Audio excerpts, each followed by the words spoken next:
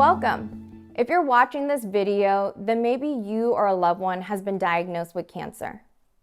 Here at Dignity Health Cancer Institute of Greater Sacramento, we recognize the emotional, physical, and mental toll that a cancer diagnosis can bring. Just hearing the cancer diagnosis alone is very life-changing and could even be traumatic. It's normal to have discomfort with the constant uncertainty and changes. The purpose of this video is to equip you with practical, everyday strategies to improve your quality of life. All that's required is an open mind and a willingness to take an active participation in one's well-being. You and your loved ones deserve to optimize your health and wellness during survivorship. Take a moment and visualize yourself in 6 months in your most optimal health. What does that look like, feel like, smell like, sound like? During this video, I want you to jot down 1 to 2 habits that you can implement consistently for 6 months. And after 6 months, just see if it helps. Next, you will hear from 3 oncology-trained specialists. First, Tammy Krebs, our survivorship nurse, discussed key elements that she feels that every individual impacted by cancer should know.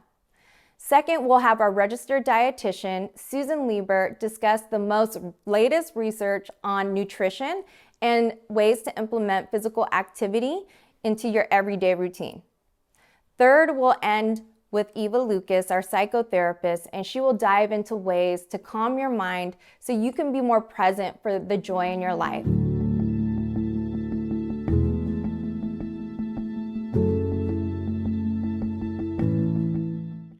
Thank you, Mari, for that introduction. We really appreciate it. So let's get right to it. Survivorship. What happens next? Our objective over the next 15 minutes will be to define cancer survivorship, learn about survivorship care plans and how they work, identify and discuss common concerns and conditions, understand different lifestyle changes to reduce the risk of reoccurrence, understand the potential for long-term effects of cancer and treatment, and identify what surveillance recommendations and tests are necessary for lifetime follow-up and care. All right, so what defines survivorship after cancer? Well, we focus on the health and life of an individual. This starts at time of diagnosis until the end of life. It covers the physical, psychosocial, and economic issues that are specific to you and your overall well-being. Survivorship focuses on personal health care, your follow-up appointments, upcoming surveillance tests, hormonal therapies for breast and prostate patients. It addresses late effects from treatment and monitors for second cancers and improves quality of life. Your family members, friends, and caregivers are also considered part of the survivorship experience. So, survivorship care plans, and how do they work? Survivorship care plans provide a summary of your treatments. So we're talking about your chemotherapy, your radiation, and your surgery. It goes over surveillance, recommended tests, and how often that you should be receiving those tests. It addresses potential short and long-term side effects and provides risk-reducing knowledge and ideas for improving health. The American Cancer Society at cancer.org provides survivorship care plans for all types of cancers and are available to anyone for use. So let's talk a little bit about common concerns and conditions in survivorship. You want to remember that these conditions and concerns are different for everyone. You might relate to one or more of these conditions, or none of them. You might even have some conditions periodically throughout the years. So we have fear of reoccurrence, depression, anxiety, fatigue, low energy, cognitive changes. Some call it foggy brain. Sleep disorders, pain, lymphedema. Weight gain and weight loss, neuropathy, body image changes, your sexuality or libido changes, and these can be physical and or emotional. Fertility, reproductive issues, financial losses, returning to work can be hard, and employment issues. So new health issues related to treatment as well, such as heart, bowel, neurological, bone loss, and muscle or bone pain.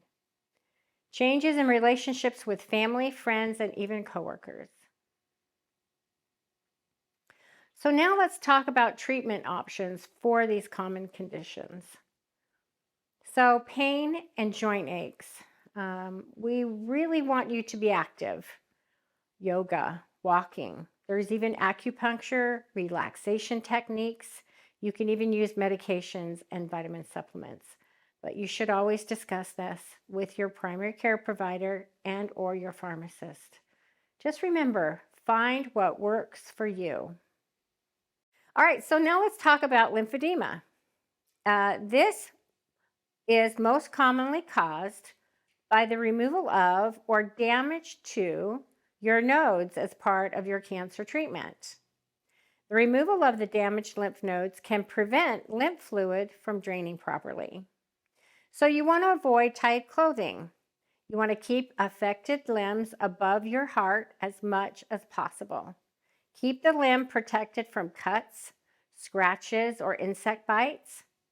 It is best not to use cold or heat therapies, but to seek professional help as soon as possible to keep the lymphedema from progressing or getting worse.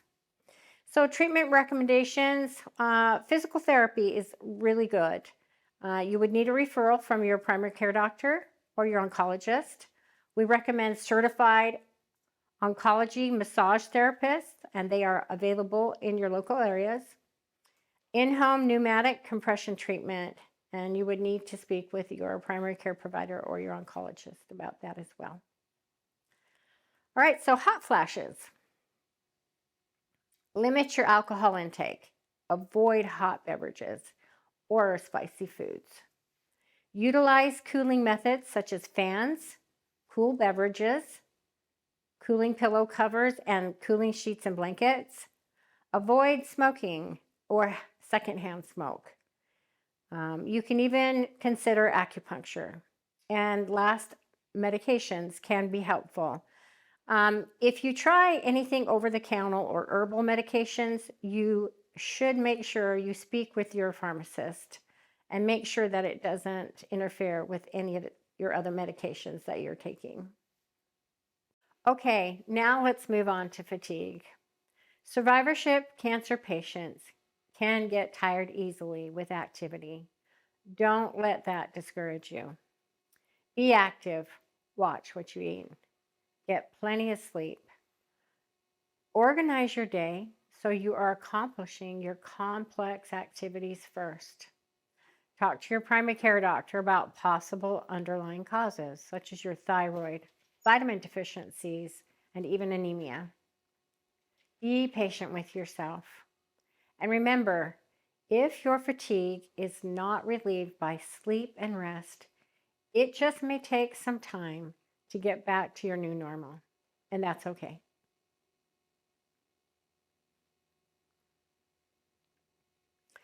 So with sexuality and low libido, this can be physical or emotional. With fertility and reproductive issues, I'm not going to go into detail about that, but I have provided a website here for you to follow through with. Okay, now let's talk about bone loss. Because some cancers can be a major risk for both generalized and local bone loss, we do recommend discussing with your oncologist or your primary care doctor if a baseline DEXA scan would be appropriate for you. So what is a DEXA scan? Well, it measures your bone and mineral density. So those taking hormone therapy, such as breast and prostate patients, should have a baseline DEXA scan test completed with a repeat scan every 2 years. Other supportive measures would include taking calcium and vitamin supplements, and daily weight-bearing exercises to strengthen your bones and your tendons. Let's talk about neuropathy. Loss of sensation in your fingers and toes, and you can have pain and discomfort with it as well. But there are different ways that you can treat neuropathy. We suggest acupuncture, vitamin supplements for deficiencies. You do want to discuss that with your primary care. Gabapentin or other medications can also be prescribed, and you would want to follow up with your primary care. Okay, now let's talk about urinary incontinence. You can see a urologist and receive consultation. There's physical therapy for pelvic floor rehabilitation, such as Kegels, bladder retraining, keeping a healthy weight, and of course, medications.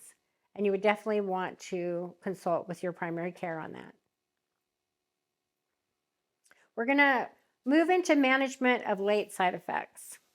So first, ask your oncologist provider about any possible late and or long-term effects that someone with your type of cancer and treatment may experience. Get to know those side effects and stay connected to your providers for your support. With ongoing treatment and or medications you're taking, understand and watch for possible persistent long-term symptoms or other health problems that may arise. Stay connected to your provider and follow through with all of your appointments. So all of your appointments with your oncologist, with your primary doctor, and with your surgeon. Watch for anything that represents a brand new symptom, maybe a persistent symptom, or anything that you are worried about that might be related to your cancer coming back. And lastly, it is important to remember that some symptoms can be due to other causes or with normal aging. However, do not assume, always question. Okay, so with all cancer survivors, there is a lifetime of surveillance tests. Remember to follow up and consult with your doctor for all your general health care, routine cancer screenings, surveillance, and test recommendations for a person of your age and cancer type. Here are examples of these tests that would be necessary. So imaging, mammograms, CT scans, ultrasounds, MRIs, blood work, colonoscopies, PSA testing for men, lung screenings, bone density tests, like we've discussed, the DEXA scan, routine immunizations, and wellness visits to all of your providers.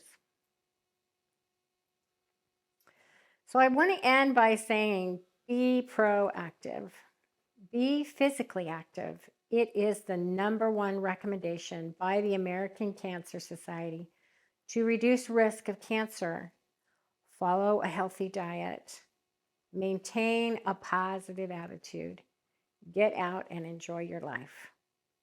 Volunteer, be a service to others. This does not have to be cancer related. Get a support system for yourself. Join a club or some other organization, and or find a support group that works for you, or just a really close friend. Now I want to share with you one of my favorite authors, and his name is A.A. Mine, and you would know him as the creator of Christopher Robin and Winnie the Pooh.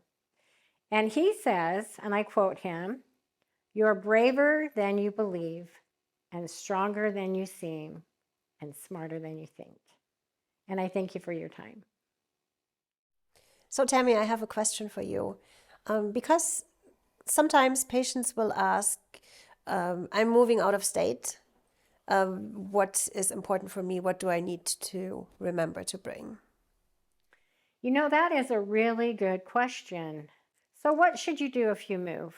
Well, remember that your survivorship care plan is for you to use for life. Keep it updated. Make sure that you can refer to it anytime, and that it is for your use. Plus, we also have resources here that we want to share with you. And thank you very much for your time today.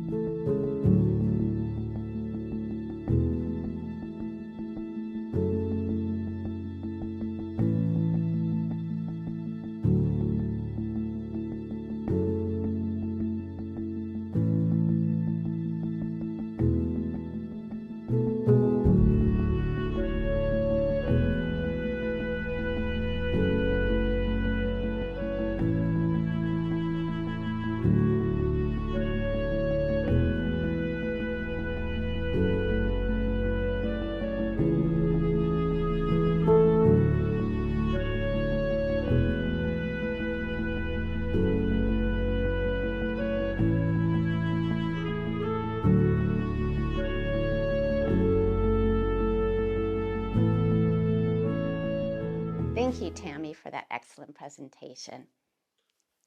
So I'm going to be speaking about nutrition and physical activity in survivorship.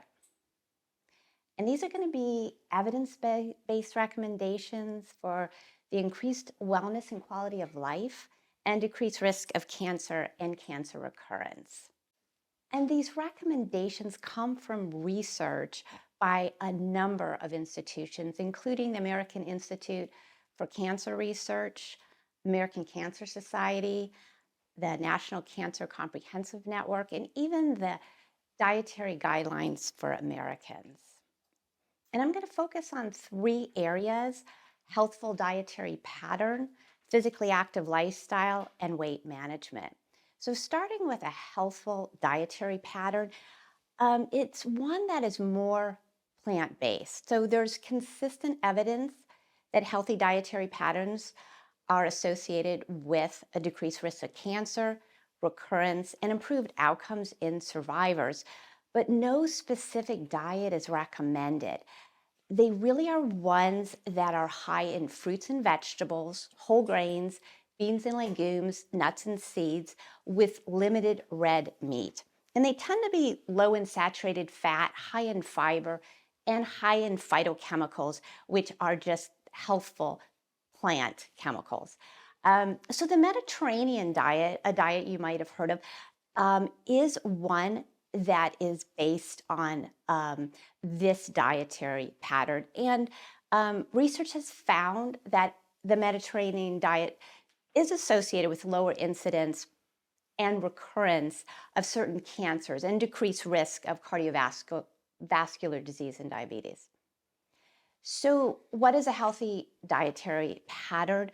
One that has fruits and vegetables. Recommendations are 2 or 3 servings of fruit, 4 to 6 servings of non-starchy vegetables per day or more.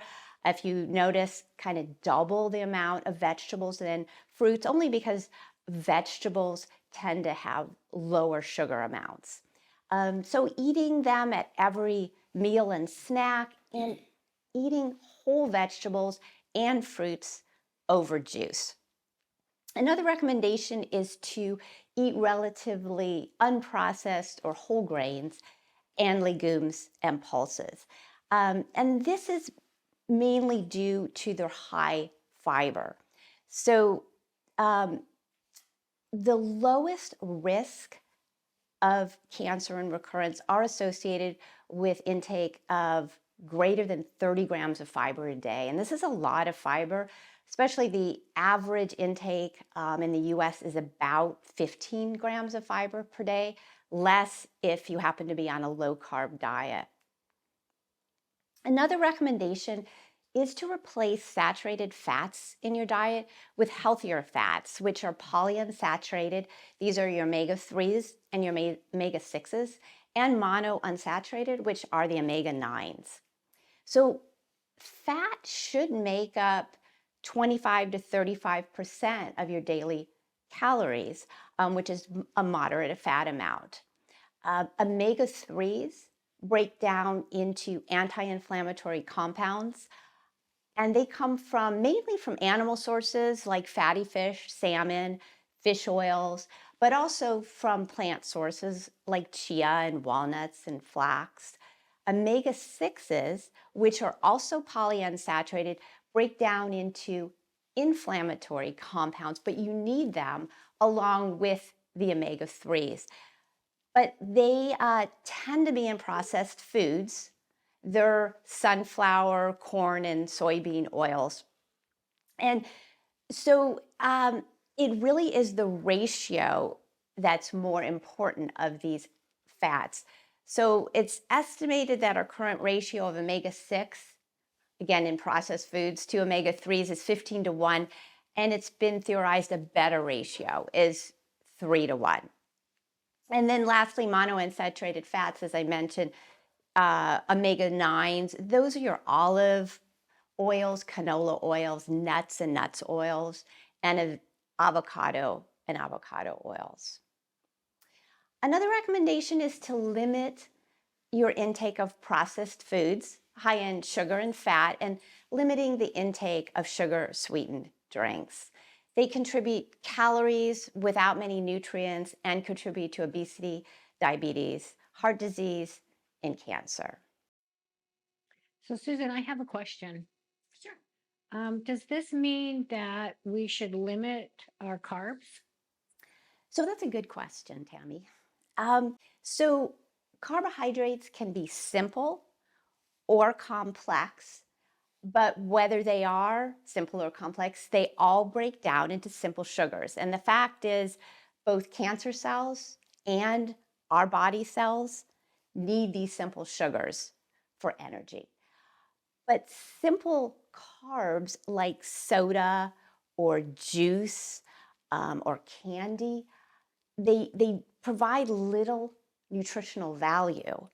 And they can increase insulin production, insulin-like growth factors that promote inflammation. They can contribute to weight gain. Well, complex carbohydrates, even though they do break it down into simple sugars, they provide vitamins and minerals, fiber, antioxidants to help nourish the body.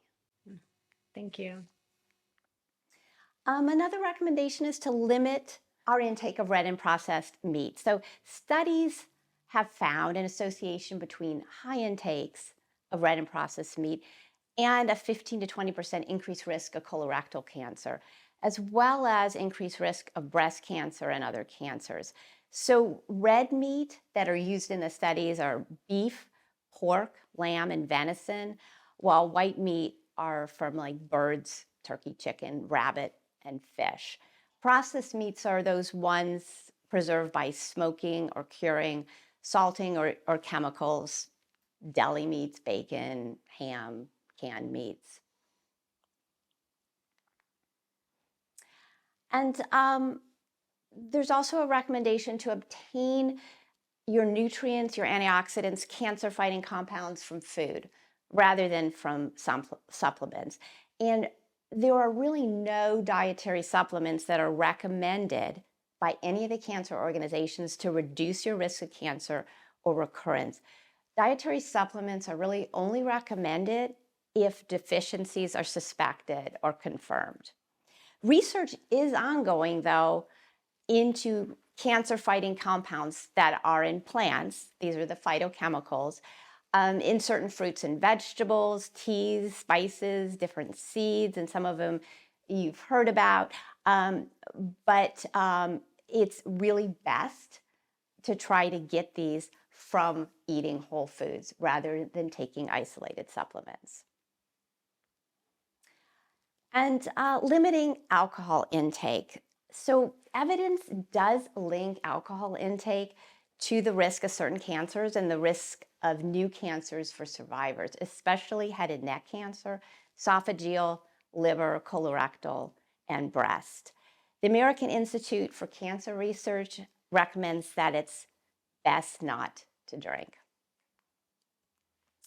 So this is a healthy plate. This replaced the healthy pyramid, and it brings all the recommendations I've been talking about together in an image that is easier to understand. So this is from myplate.gov, and if you can see in this, half the plate are those healthy vegetables with a lot of fiber, spinach, peppers, and squash. And then a quarter of the plate is high fiber wild rice, so the complex carb. And then a quarter of the plate is a lean meat. Now, in this case, it is actually deer meat, which is a red meat, but the recommendation is to limit, not to totally eliminate red meat from your diet. So this can be healthy too, as long as it's a couple times a week. Also, high fiber berries as a dessert. There's raspberries and blackberries, which give you fiber, but also sweetness. The glass of water to remind you to drink water rather than have any sugar-containing beverages. And one of the things that is, this plate is actually a 9-inch plate, and that is helpful for controlling portion size because sometimes it's easy to get too much even of healthy food. And this is another version, different plate that has salmon and vegetables and high fiber rice. So moving on to physical activity, there's consistently strong evidence that being active reduces your cancer risk. It reduces the risk for colon, breast, endometrial cancer by 25 to 30%. There's also reduced risk for esophageal, liver, stomach, kidney, head and neck cancer, bladder, and lung cancer. The reasons for physical activity lowering the risk is it decreases insulin levels, inflammation in the body, fat stores, decreases your blood pressure, your lipids, and your blood sugars. It also helps increase blood flow to help mobilize the immune factors to attack cancer. So the recommendations are a minimum of 150 minutes, which is like 30 minutes, 5 days a week, moderate intensity, or half as much, 75 minutes, vigorous intensity spread throughout the week. And what that is, moderate intensity is like fast walking or biking, doing yoga. It can be gardening. It can be water aerobics. It doesn't have to be traditional exercise. Vigorous is like, it can be dancing or jogging or swimming, even hiking. So there's also evidence suggesting that even more, 300 minutes is like an hour, 5 days a week, may provide even greater risk reduction for cancer. In addition to aerobic activity, it is recommended a couple days a week to do resistance training to all your major muscle groups to help preserve muscle mass. But this doesn't have to be traditional using weight machines or even hand weights. It can be yoga, it can be body exercises, it can be elastic bands or kettlebells or medicine ball. In addition to being physically active, there is a recommendation to limit being sedentary during the day because there's new evidence linking increased sitting time during the day with an increased risk of mortality from heart disease and cancer. And for cancer survivors in all phases of their journey, the recommendation is to be as physically active as possible. evidence strongly suggests that exercise is safe during treatment and may even improve functioning, lower fatigue, help with GI issues, decrease anxiety, and improve quality of life. So there is a new thing. It's called a VILPA. These are very short 1-minute bursts of high intensity during your normal day. So VILPA stands for vigorous, intermittent, lifestyle, physical activity. So it's just that you're going through your daily routine and you do a minute of maybe marching or power walking.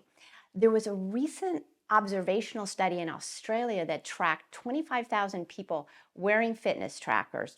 And they found that more of these short bursts done throughout the day were associated with greater reduction in all-cause and cancer-related deaths. They found that 4 to 5, so that's only 4 to 5 minutes spread throughout the day of these, was associated with up to a 40% reduction in mortality from cancer.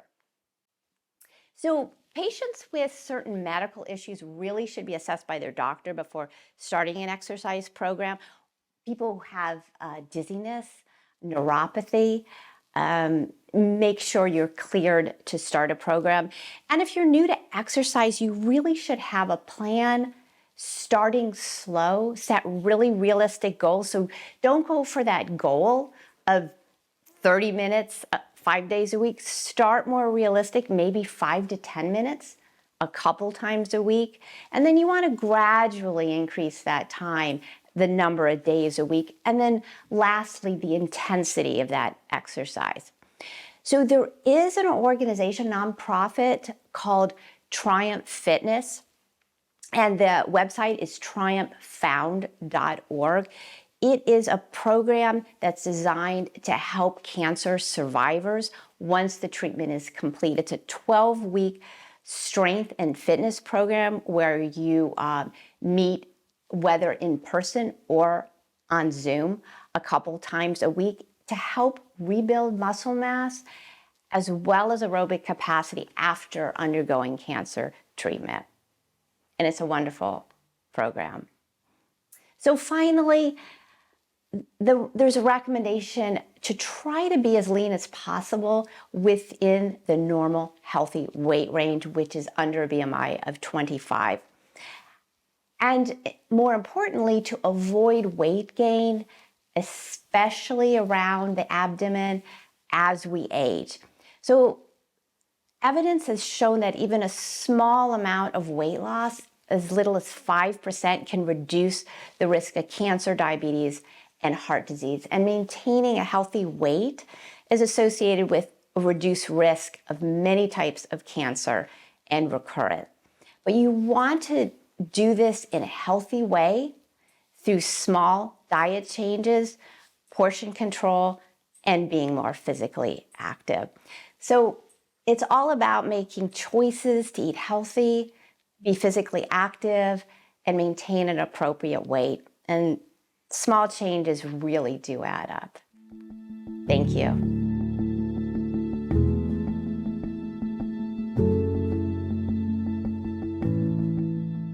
So thank you so much, Susan. So we have now learned about symptoms to watch out for. We learned about survivorship plans and exercise and diet. And now I invite you to explore ways to optimize mental health in survivorship. So let me start out by saying something about thoughts. The way we think very often determines how we feel. If you want to give it a try, think about something good that happened to you last week, and then bring up something not so good that happened to you, maybe last month. And then you will see that you notice that you will feel very differently when you compare those two. Because the bottom line is that we create relationships to our thoughts. And when we do that, we determine how we feel.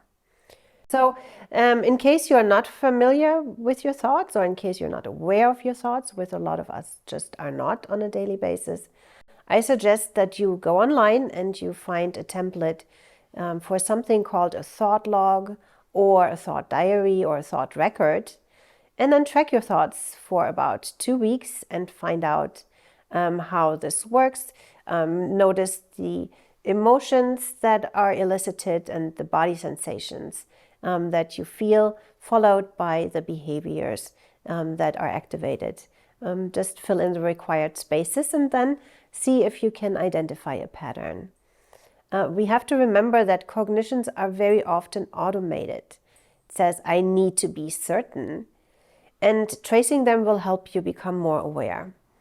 A thought log is an evidence-based intervention from cognitive behavioral therapy, and it will help you capture, evaluate, and restructure automatic thoughts. But the first step, as always, is to become aware of what you're thinking. So let's go through a little example and let's give this a try.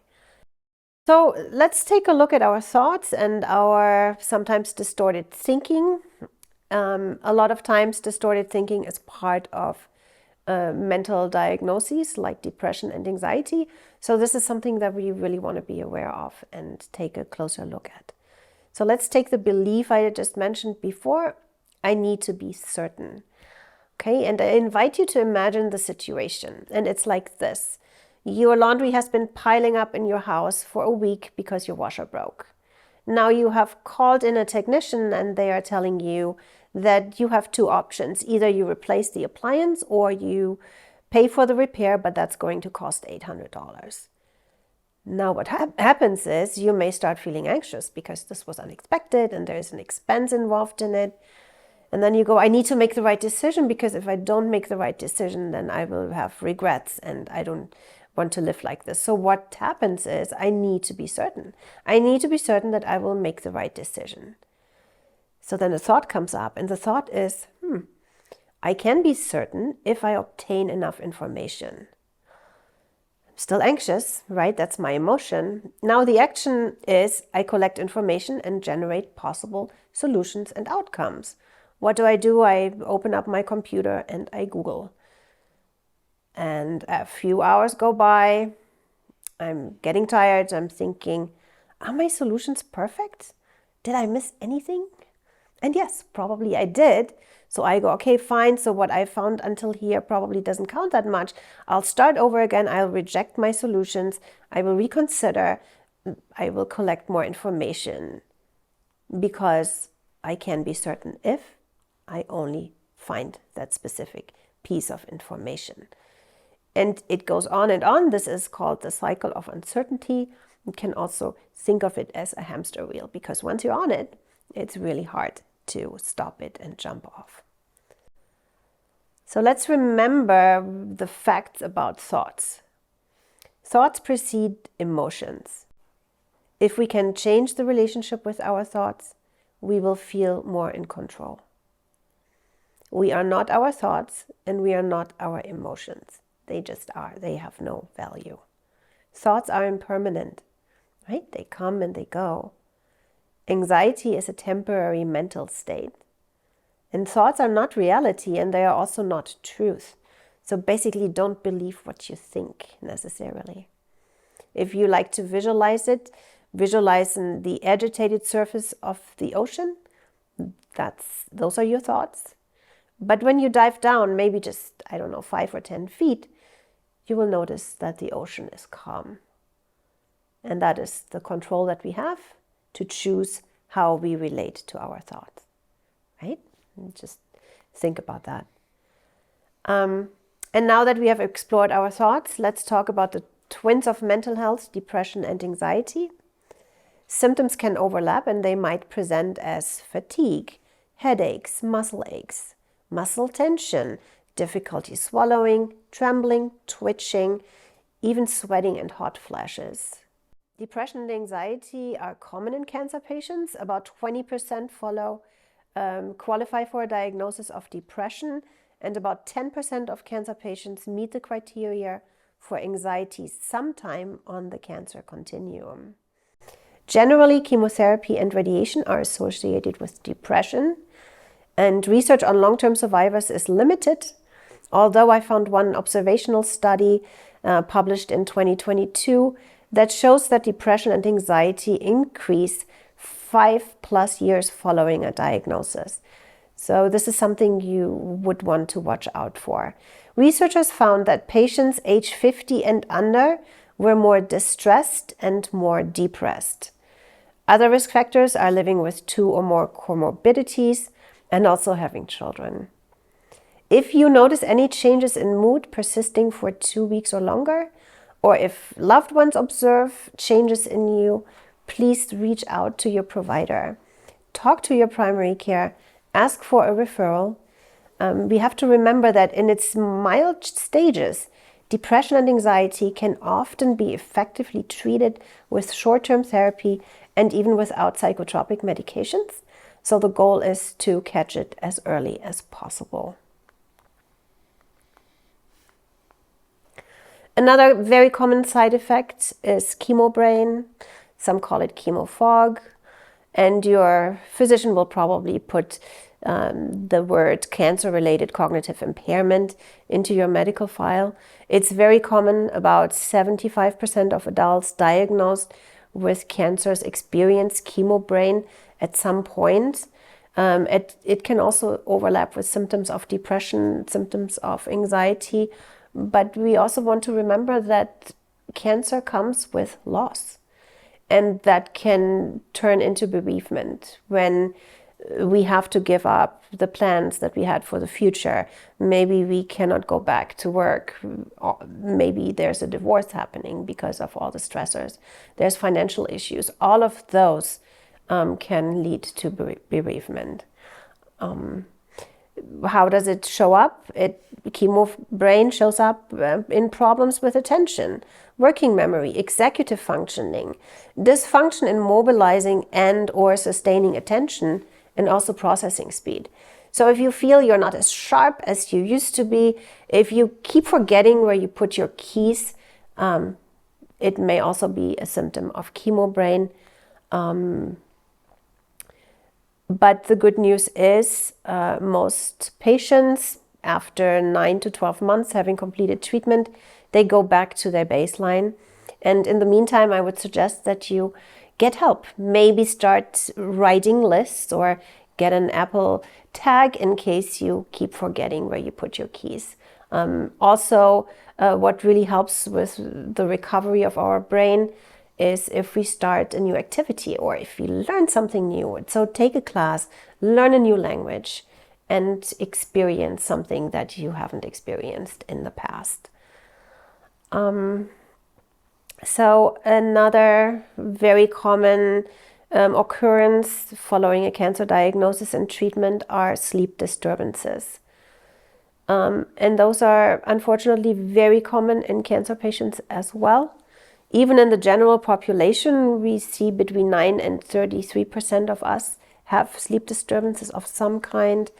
But in the cancer population, we look at 30 to 93% of patients experiencing disturbances.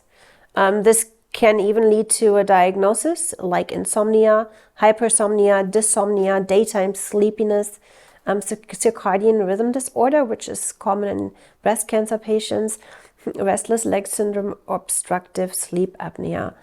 And unfortunately, sleep disturbances are underrated in our society, and they are also not checked in clinical settings. So I invite you to take a look and see what it is that you need to do to help yourself so there's improvement. Why do we not sleep well? Well, there's medications, hospitalizations, chemotherapy, radiation, hormonal therapy, pain, poor sleep hygiene, and sleep disturbances can occur between 5 and 10 years following a cancer diagnosis. Why should we work on improving our sleep? Well, we have to remember that sleep is a basic human need. And it's a biological process associated with regeneration, energy saving, survival, development of nerve cells, learning mechanisms, memory, emotional regulation, cardiovascular function, metabolism, and also the removal of toxins. So you see here how it affects depression, how it affects anxiety, how it affects other symptoms. If you experience pain, if the reason you're waking up in the middle of the night is because you have pain, please talk to your doctor again. This is something that needs to be managed. But the most important reason for improving sleep is that latest research shows there's a potential involvement with poor sleep in cancer progression. So this is definitely something we would like to look at. And one way of looking at it too, let's see if there's any risk factors, right? So we're looking at predisposing factors. Those are risk factors that we can really do not much about. The fact if we are female, that puts us at higher risk, older age, hyperarousability, a family history of insomnia, psychiatric disorder. Other factors are precipitating. For example, cancer diagnosis, hospitalizations, chemo, hormone therapy, radiation, side effects of estrogen, deficiency, pain, negative life events. And then lastly, we have perpetuating factors, and those are the factors we can control and we can adjust. That may be I'm spending too much time in bed. I have irregular sleep-wake cycles. There's interfering activities in the bedroom, and that may be I'm answering my emails from my bed, I'm watching TV, I'm drinking, I'm eating. There may be unrealistic sleep expectations, misconceptions about sleep in general, and also the inaccurate appraisal of sleep. And this is something that I notice with patients I have worked with. They tell me, oh, I only get so little sleep, but then we look at sleep over a 24-hour period, and all of a sudden it turns out they're actually sleeping more than they thought. And there's great news, because over time, sleep disturbances become less of an issue. And about 1 to 2 years after diagnosis, patients are not as impacted as they were in the beginning. But everybody is different. The rule of thumb is if you are between 26 and 64 years of age, you might want to get to 7 to 9 hours in a 24-hour period. If you are age 65 and older, you need about 7 to 8 hours of sleep. But remember, everybody is different. There may be some among you that only need 6 hours, and I'm happy for you. But are you still not sure if you really sleep well, or you maybe just want to look at it a little bit closer? In that case, I invite you to download a template for a sleep diary. Just put sleep diary in the keyword box and then observe your patterns for a couple of weeks.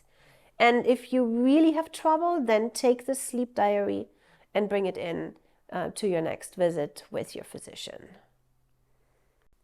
Other ways we have to improve our sleep is sleep hygiene.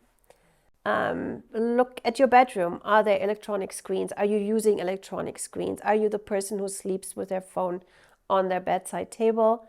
All of it, not a good idea. If you can, or let's say you have to answer your emails in your bed, make sure you blend out the blue light, because the blue light is the kind of light that keeps our brain active, and that's counterproductive when we're trying to go to sleep. There's lifestyle. Susan told us all about diet and exercise. So if we follow those recommendations, we are more likely to have a healthy lifestyle. Stress and concerns, just remember, sometimes there are phases where we don't sleep as well because we are just going through a period in our lives where we feel more stressed out than we normally do. Diet, limit caffeine and alcohol. Susan said best is no alcohol at all. But if you have to, before 3 p.m. in the afternoon would be best.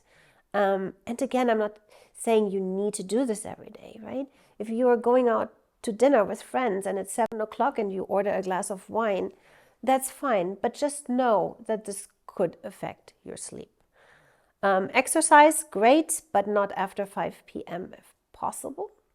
However, if 6 o'clock is the only time during the day where you get to exercise, then it's better than not exercising at all. And maybe it doesn't affect you in the same way that it would affect other people. So again, just find out what works for you and then keep that in place. We also have breathing relaxation and other techniques to help us feel more relaxed, so our nervous system can calm down and we can fall asleep. There's cognitive behavioral therapy specifically for insomnia. So if that's something you are suffering from, please go and get those 6 to 8 sessions with a therapist. It's not about talking about emotions. It's very directed towards changing behaviors and changing thoughts about sleep. There's also, you journal your thoughts or journal your dreams, especially if you have the tendency to wake up from a dream. Put some keywords on paper so that you can get back to it in the morning and then take another look. Changes in sleep environment, cooler temperature, declutter your bedroom. If your ground or floor is covered with boxes and bags, how much likely are you going to feel relaxed when every box and every bag is reminding you of a chore that you haven't completed yet? So and it's a fall risk too. So make sure that you declutter, that it looks like a calming space for you. And then create a bedtime routine and then stick to it. Right? I don't know what that looks like for you, but it's good. It's a good idea to think about that. What do I do? How do I spend the last 3 hours of the day before I do go to bed? So Eva, I have a question for you. Is there a good breathing exercise that would help me get to sleep? That's a great question, Susan. Thank you. Because of course we all breathe, and it's something that we do, but we don't focus on our breathing during the day. It's usually very shallow. Then if we're anxious, it remains shallow. One great breathing technique Dr. Weil has developed, he's with the University of Arizona, and he calls it his 4-7-8 breath. And you have to breathe into your stomach. I'll explain how this works. So 4-7-8, we will inhale on 4, we will hold our breath for 7, and then we will exhale on 8. And the only way this works is if you breathe into your stomach. So if you're not sure, just place your hand on your tummy to find out. If the hand moves while you're inhaling and it goes back down as you exhale, then you know you're doing it right. If you are standing in front of the mirror and your shoulders go like this, you know you're not doing it right. And I'm just speaking from my own experience here. So it takes a while to get used to this kind of diaphragmatic breathing. So okay, let's give it a try. And I'll count for you. So inhale on 4. 1, 2, 3, 4. Hold for 7. 2, 3, 4, 5, 6, 7. Exhale 2, 3, 4, 5, 6, 7, 8. One more time. 1, 2, 3, 4. Hold 2, 3, 4, 5, 6, 7. Exhale 2, 3, 4, 5, 6, 7, 8. Last time. 1, 2, 3, 4. Hold 2, 3, 4, 5, 6, 7. Exhale 2, 3, 4, 5, 6, 7, 8. And that's it. Thank you. Thank you, Eva. So Dr. Weil does not want us to use this more than 3 times in a row because we have the tendency to get dizzy, and that's not helping us either. So just 3 times. Also, another breathing exercise I would recommend if you are in your car and you're stopping at a red light, or if you're stopping at a stop sign, just use the second to take a couple deeper breaths and notice how you feel. And this gets better the more we practice. Another idea I have for you, and this again is taken from cognitive behavioral therapy when we look at sleep, is stimulus control. And that basically means go to bed if you haven't fallen asleep and now it's 20 minutes later. Get up, go into the other room and try an activity that's calming and peaceful. Maybe you can listen to some music, maybe you have a book you can read, and you stay in your living room until you get tired again. And when that happens, you go back into your bed, lie down. Hopefully you will be able to go to sleep, but again, if 20 minutes go by and it hasn't worked out for you, go back into the living room and pick up your book again. The idea is for your brain to associate your bed with sleep. Another idea is modified sleep restriction. Look at what is the perfect time for you to fall asleep, and then go back and decide that you have, maybe it's 11 o'clock for you. Now you have to be in bed by 10:30 because you like to read your book for 30 minutes. That's how you go to bed at the same time and also get up every morning at the same time. I know sometimes it's tempting to sleep in maybe on the weekend for an hour, but when we're trying to normalize our sleep, that's really not helpful because it just offsets our circadian clock and we may feel jet lagged and then have to stumble throughout the weekend, which is not very nice. There's muscle relaxation, there's guided imagery. If you cannot fall asleep, I hope you can give that a try. Aromatherapy, a study published last year said that lavender oil has been proven to specifically help cancer patients falling asleep. So why don't you give that a try? It's widely available. Get some 100% organic, therapeutic grade oil, and then you may just put the little bottle on your bedside table and leave it open, and that should allow you to have enough exposure to it. Acupuncture, and remember Tammy mentioned acupuncture a few times, yoga, meditation. Remember, it doesn't mean you have to sit down on the floor for an hour. You can do a walking meditation. You can engage in an eating meditation. So there are many ways to meditate. And then finally, calming music, nature sounds. I know that a lot of you love the ocean. So put on some ocean wave sounds that will help you fall asleep. So Deepak Chopra said, every time you are tempted to react in the same old way, ask if you want to be a prisoner of the past or a pioneer of your future. So that's a thought, that's a reminder. If you want to be a pioneer of your future, then what helps with recovery greatly is creativity. If you like, paint, sing, dance, play music, write, sew, play, cuddle with your dog, go out into nature, take your grandchild for a walk, take a new class, learn a new hobby or skill. So all of that will help in recovery. It will help you optimize your mental health. Most of all, be kind. Be kind to yourself. Act like you are your very best friend. That is very difficult for a lot of us, I know, because it's so easy. We are harsh on ourselves, but our best friend, we treat them with so much love and respect and caring.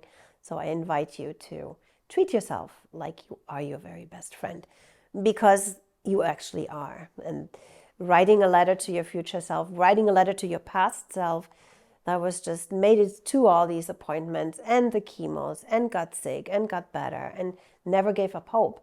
Maybe that may help you as well to remember where you came from and where you have come and how far you have come, most of all. Mindfulness, to meditate, to pray, to just enjoy the moment. Remember, it's the present moment that we live in. We don't live in the past. We do not live in our future yet. So the present moment is all that we have. And exercise. Tammy mentioned it. Susan mentioned it. I would invite you to sign up for a Tai Chi class. Practice yoga. It doesn't have to be power yoga. It can be yoga nidra, where it's very gentle and you're stretching and you're doing breathing exercises. Find it online on YouTube. Stretch, garden, bike, walk, run, swim, hike. Do what resonates with you, an activity you can enjoy, because otherwise it's going to be a chore and you may not be able to sustain it over a longer period of time. Tammy also mentioned community service. So yes, what we give, we also receive. Plus there's social interaction when we volunteer, and we are doing something to help others. And that is very rewarding and can actually be a meaning in your life and create purpose. And I'm also giving you some resources here to check out, because I know it's easy to get lost online. Check out tarabrock.com. She is putting on meditations for emotional healing. Go to Dr. Jon Kabat-Zinn to listen to some of his presentations or his YouTube videos about thoughts. Thoughts are like bubbles. He has that on YouTube. If you want to investigate into apps Calm, Insight Timer, Stop, Breathe, and Think, and Chill. Those are the ones that usually make the are among the top 10 of the list of apps to use. So check them out, see if that works. And other than that, diaphragmatic breathing, try a body scan, a walking meditation, or just visualization and guided imagery. And you will find all that online as well. So I wish you well, and I hope you enjoyed our presentations. Thank you very much.